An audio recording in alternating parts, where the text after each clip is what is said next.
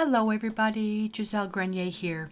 In this video tutorial, it's part 2 of I think a 4-part series on mixing, color mixing rich brown. And it's from a question that I got from somebody who wanted to remain anonymous. And her question was, well, her comment was, I try to use really dark browns when painting animals and wildlife in the forest, but it always looks so dull and boring. I'm wasting so much paint. Can you help me?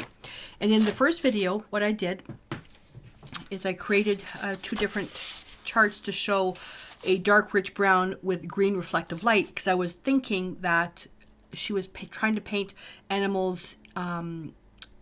I did it based on animals being painted in grass. She didn't tell me she had in the forest. I don't know if it was outside the forest, in a field, inside the forest, in shadow, in sunlight. I didn't know. So I just did it with painting an animal that's sitting in grass. And then I thought, well, we did this with yellow oxide, ultramarine blue, and burnt sienna. So we took the chromatic black and then shifted it and did, with the traditions and with the media fluid acrylics, because transparency of the paint is important. So now what I want to do is I want to go on to further explore this by creating different mixtures with different types of blue. So we're going to still work with the rich browns, because you can use this more than just painting animals by painting brown skin, barn board, bark on trees, painting animals, painting wildlife, a horse, a brown dog, all these different things. So in this particular lesson, now I'm gonna have to explain what I'm doing here. So I've got the DecoArt Traditions line here. So I've got burnt sienna, phthalo green blue, phthalo blue, opaque titanium white, and I've got some gesso. I had wanted to do one just with cerulean blue, but I ran out of cerulean blue in the Traditions. So I'm going to be creating another video with just the cerulean blue with the fluid acrylics. Okay, so I don't want to I don't want to make the video too long. So we're going to be making a dark rich brown with our DIY cerulean blue. Okay. Now the way that I make cerulean blue is with the phthalo colors. So phthalo blue, phthalo green blue, and then white. And you know what happens when I work with phthalo colors. It gets everywhere and it's already started. So I've just got cheap old sketching paper, and I applied a coat of white gesso, Traditions white gesso. So because we work with phthalo colors, if you paint it if you get any of that paint into the raw paper, it's not coming out, because it sinks right into the paper and it stains it. So that's going to affect your color mixing. So it's important that you put your gesso down, so when you're mixing, it doesn't sink into the paper. It gives it time to actually mix the colors, and then it dries sitting on top of the gesso. It doesn't sink into the paper. Hopefully that makes sense. So the first thing we're going to do is we're going to make I want to make sure you guys can see. Whoops, I went the wrong way right there. I want to make sure you guys can see the mixture. So so this is going to be for the second video here.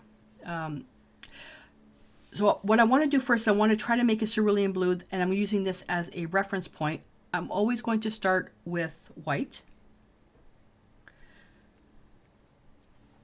And so you already know, if I'm going pop quiz, here we go. I need another coffee. I'm on decaf now, and boy, am I feeling it. Why am I going to be trying to make chromatic? Okay, I'm going to be making chromatic black. I just gave you the answer. I'm going to be making chromatic black. What formula am I using to make chromatic black with the colors here? I just gave you the answer. Well, I'm such an idiot. Anyways, cerulean blue. You don't need a lot with the phthalo colors. The question I wanted to ask is, what color am I making using these? Oh my goodness. Goodness.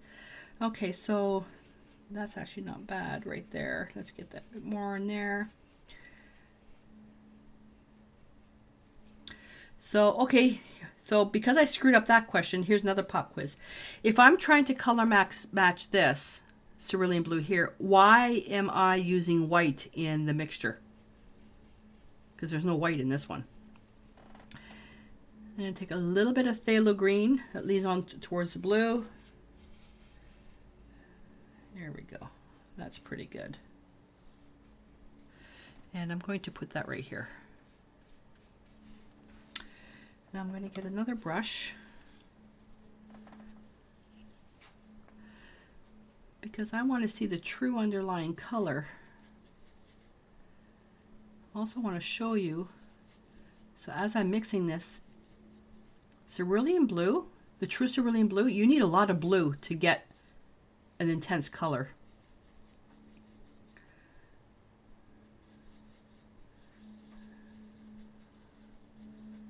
Okay, let me get a bit more white in there.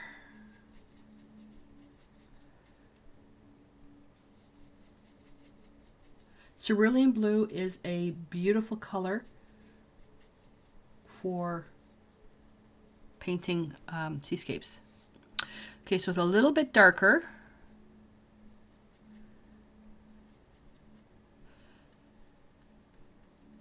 A little bit darker, it's a little bit duller.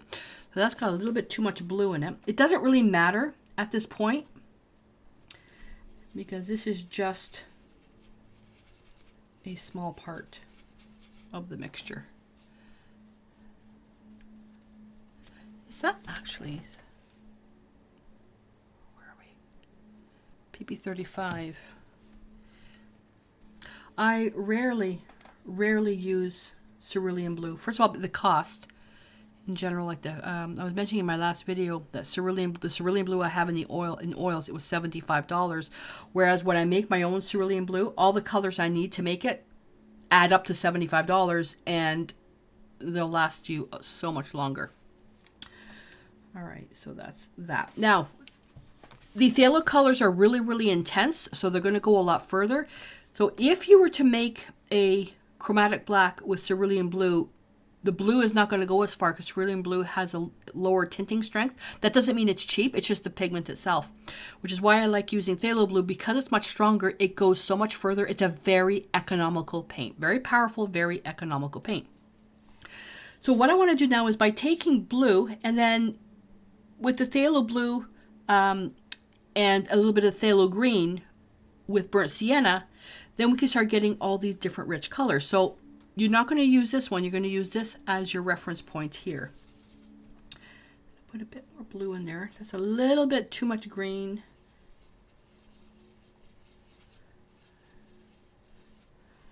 Let me just paint right over that. Yeah, there we go. All right, so that's what we're going to be going with.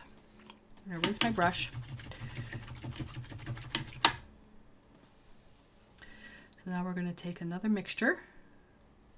So 1 part of phthalo blue, I would say 1/4 part of phthalo green.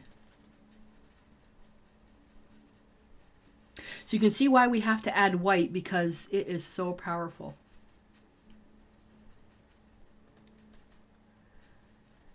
And I don't think I'm going to have enough. I'm going to need a bit more.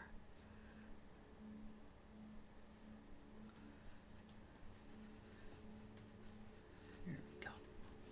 All right. And it's also transparent. Now what we want to do is we want to add burnt sienna to that. So I'm going to wipe out my brush because it's so powerful. I'm going to take some burnt sienna. So about the equal parts. So the initial part that we started off, I'm going to add that much more of burnt sienna and put that in there.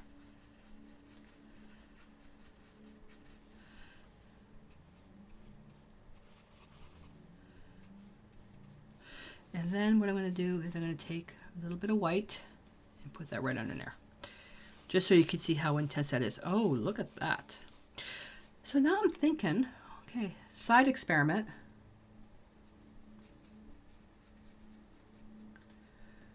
Side experiment.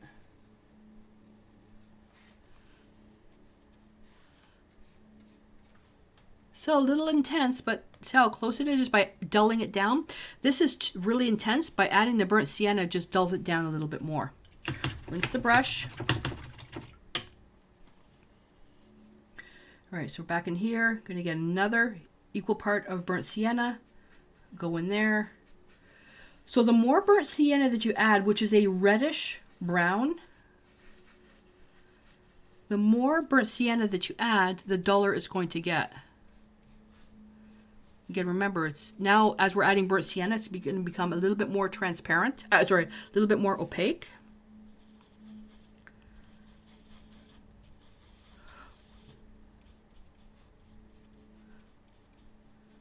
But you know what? Look at it. You can tell now it's got a little bit more green in it. That's this one here. But for the dark rich brown, we're looking at this. Okay, I'm only adding the white so you can see the true underlying color. We wouldn't be painting with this necessarily. We're working with this.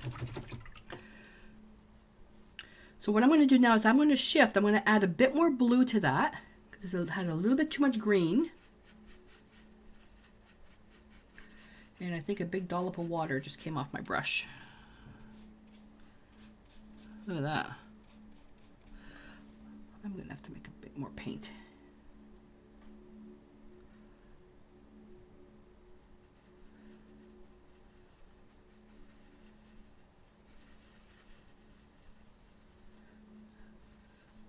Okay, a bit more burnt sienna.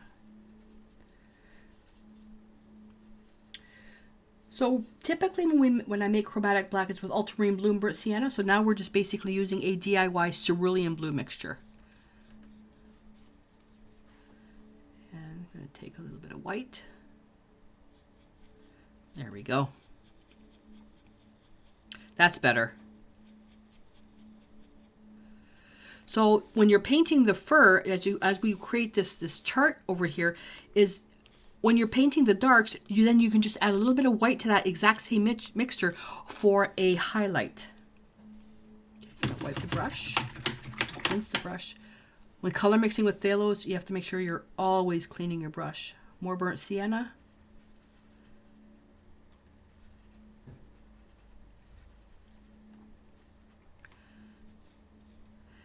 And as you keep adding the burnt sienna, your paint is going to become more opaque and the phthalo colors are going to be canceled out. Now look at that. So you know how this happened? If I worked with this was the last mixture I made, and then I made up more mixture, now it's back to green. I didn't mix this properly.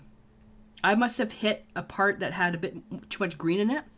So I have to go back now and adjust. And this is going to happen when you're painting. So what do? Well, if I know that it's got too much green in it, I'm just going to add a bit more blue. It's because the pile of paint is way too big.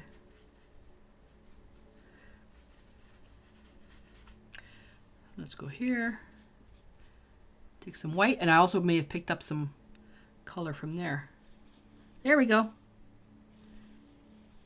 The mixture should always be on the blue side, not on the green side. There we are. And now I'm going to take a bit more white, go right over here. That's a beautiful color right there. Cerulean blue is also a color that's used a lot in portrait painting as well to dull down the reddy skin tones. If you're going to be using a DIY cerulean blue when painting portraits, be very careful on only using a very small amount of the phthalo colors. Cerulean blue itself is nice for using portraits because it's a much weaker tinting strength. You don't need to add a lot of white to it to get it to just a off-white. But when you work with phthalo blue, you're talking a big pile of white with just a touch of these colors. Okay, let's add another batch here. I'm going to go right over here. And now we're getting to more on the browns.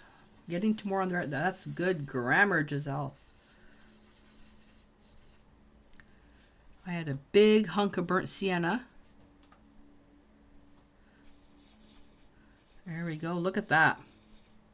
So this color mixture now is getting more on the gray side because now the burnt sienna is starting to take over. So we started off with a really intense blue with slightly leaning towards the green, and as we went over, it's becoming more and more and more brown.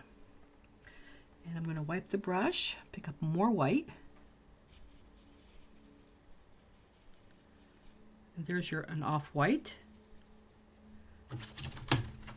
If you guys would like to learn some color mixing for portraits, let me know in the comments below, or head to artplace.ca, click contact, and let me know what specific color mixtures you're looking for portraits. Now I'm going to add another big hunk of burnt sienna.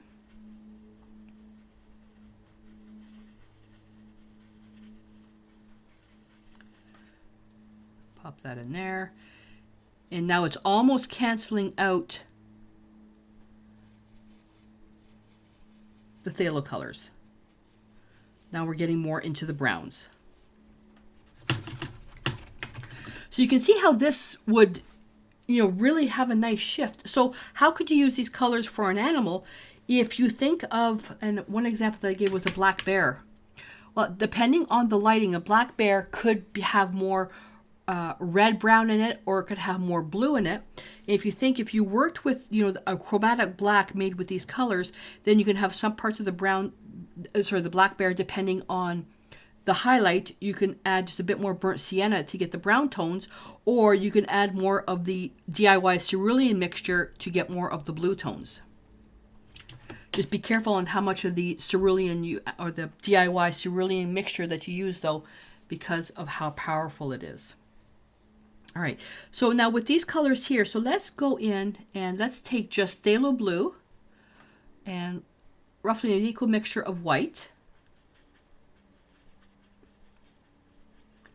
So equal parts of cerulean blue and white, and now an equal part of burnt sienna. So now we have it without the green.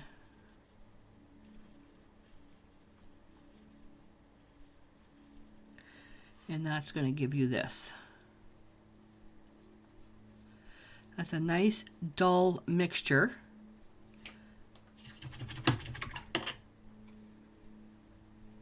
Let's add more white to that. There's another off-white. So I'm showing you animal colors, but I'm also showing you colors that you can use for portraits as well. Or even really just anything. There's a nice off-white that's slightly blue-gray. So chromatic black with a DIY cerulean color is quite lovely. And whoopsie. You know what? Let's do it now with the cerulean. Let's do it now because I've got it here. No need to do a separate video for this. And remember, cerulean blue has less tinting strength. And we're using the fluid acrylic, so this is going to be weak right off the bat. Making a good chunk of paint. Probably should have went to another piece of palette paper.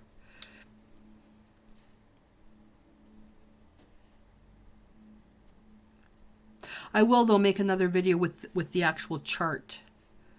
And let's get some white in there.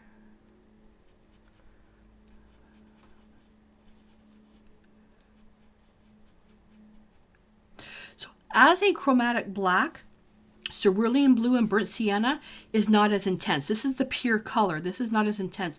So you can see the difference between using cerulean blue and burnt sienna, and then cerulean blue, a DIY cerulean blue and burnt sienna over here. Let me just clean that. So there's the cerulean blue with burnt sienna, and let's just do this here. Speck of green and burnt sienna.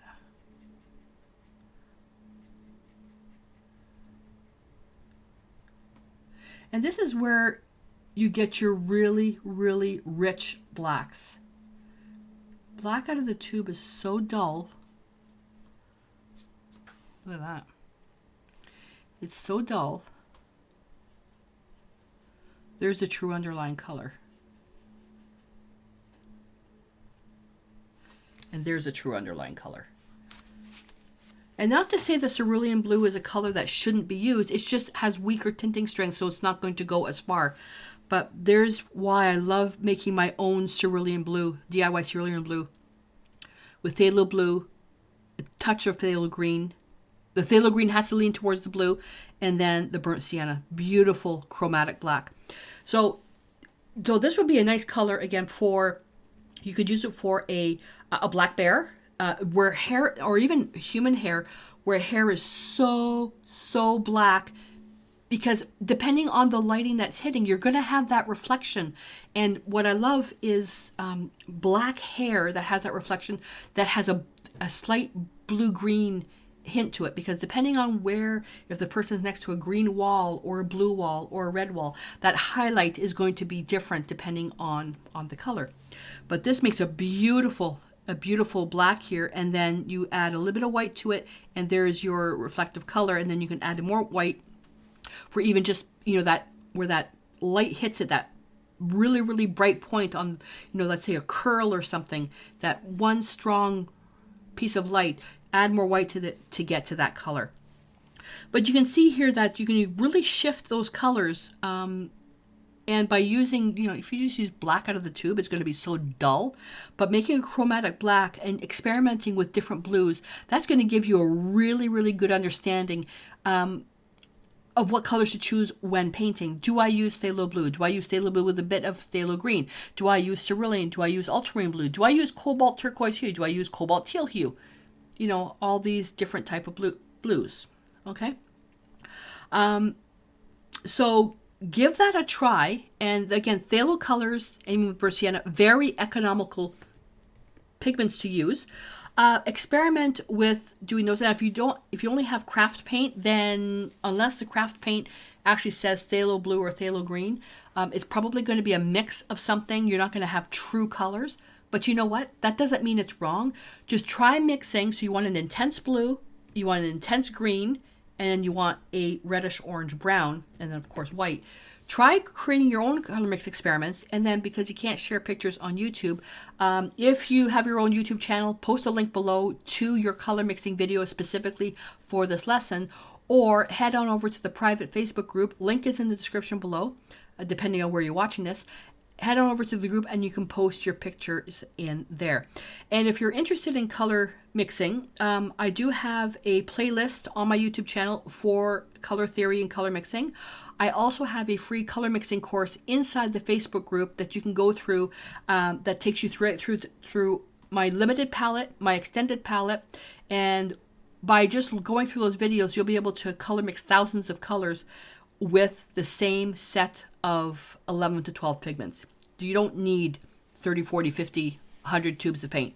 You can get by with just a very limited palette to create an unlimited number of combinations. Alrighty? So if there's something specific you're looking for color mixing, or just something specific you're looking for you need help with something, head on over to artplace.ca, click the contact button, and then what to do is send me a message as to something specific that you're looking for. I love getting feedback from you guys, because that way I can really give back and help with what you're looking for. And if you're looking for something specific with color mixing, try, if you at all possible, be as specific as possible. If you have a photo, let me know in the comment in that message, and then I'll arrange to get that photo from you, just so I have something to refer to when creating the mixtures. All right, you guys, so I'm going to let you go with this. The next video will be using the Cerulean Blue and Burnt Sienna mixture, just to give you another alternative to creating chromatic black, to get those really dark rich browns. And until I see you then, stay inspired.